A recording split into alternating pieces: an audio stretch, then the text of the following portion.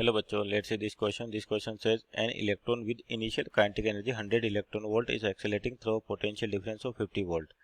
Now the de Broglie wavelength of the electron becomes. तो आपको एक इलेक्ट्रॉन है और उसकी इनिशियल काइनेटिक एनर्जी दे रखी है और उस इलेक्ट्रॉन को कितने 50 वोल्ट पोटेंशियल से एक्सेलरेट किया गया। तो आपको बताना वेवलेंथ कौन सी होगी, डी ब्रोगली वेवलेंथ। तो यहाँ पर की कॉन्सेप्ट की बात करें अपन,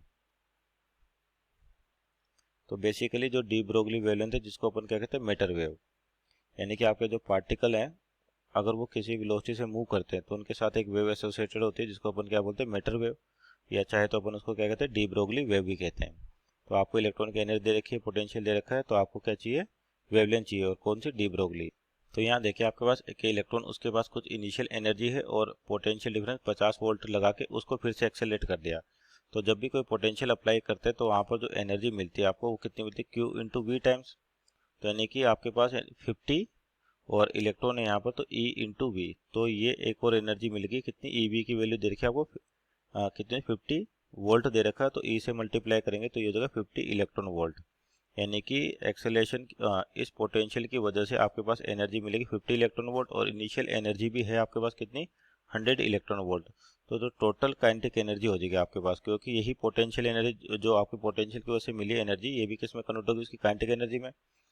क्योंकि आपका जो इक्वेशन है E V is equal to जो एनर्जी दी जाती है वो किसके बराबर होती है, हाफ एम वी स्क्वायर, तो यानी कि काइनेटिक एनर्जी। तो टोटल एनर्जी हो जाएगी आपके पास यहाँ पर, एक तो 100 इलेक्ट्रॉन वोल्ट दे रखी है और प्लस 50, यानी कि टोटल हो जाएगी 150 इलेक्ट्रॉन वोल्ट। ये टोटल एनर्जी होगी, कौन सी, काइनेटिक एनर्जी। मान लीजिए इसको के लिखे अपन।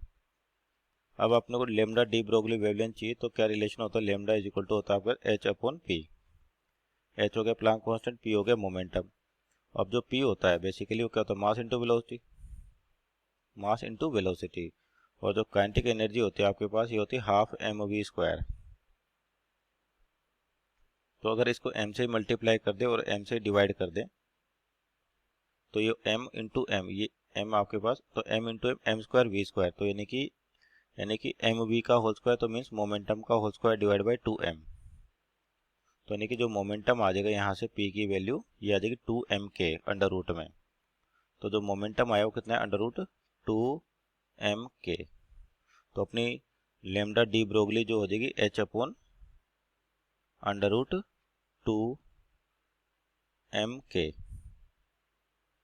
तो यहाँ पर जो वैल्यू दे रखी है उनकी वैल्यूज रखे तो आपका लेमडा आ जाएगा, तो कितना हो जाएगा देखिए यहाँ से, लेमडा डी ब्रोगली एच की वैल्यू अगर आपके पास कितनी है, 6.63, Planck constant 6.63 into 10 to power -34 upon में अंडर रूट 2m, का मतलब मास ऑफ इलेक्ट्रॉन, तो ये हो गया 9.1 into 10 to power -31, 10 to power, ये हो जाएगा 10 to power -31 kg into kinetic energy जो आपको कितने इलेक्ट्रॉन वोल्ट में दे रखी है, 150 इलेक्ट्रॉन वोल्ट। तो यहाँ पर आपके पास जो यूनिट है ये एसआई सिस्टम चल रहा है, और केजी मास जूल पर सेकंड, तो इसको भी अगर इलेक्ट्रॉन वोल्ट को वोल्ट जूल में बदलें तो एक इलेक्ट्रॉन वोल्ट होता है 1.6 इंटू 10 टू पावर -19 जूल के बराबर। तो ये इक्वेशन हो गया आपका लेमडा डी ब्रोगली की। तो यहाँ से लेमडा निकाले अपन और सोल्व करें तो यार आपके पास लगभग 10 टू पावर -10 मीटर, तो जिसको अपन क्या कहते हैं, एंगस्ट्रॉम, यानी कि कह सकते हैं कि 1 एंगस्ट्रॉम। तो आपकी जो वेवलेंथ होगी कितनी होगी, 1 एंगस्ट्रॉम। ऑप्शन चेक करते हैं यहाँ पर, तो आपका जो ऑप्शन नंबर ए है that is 1 angstrom is our right answer. Hope you understood well, best of luck.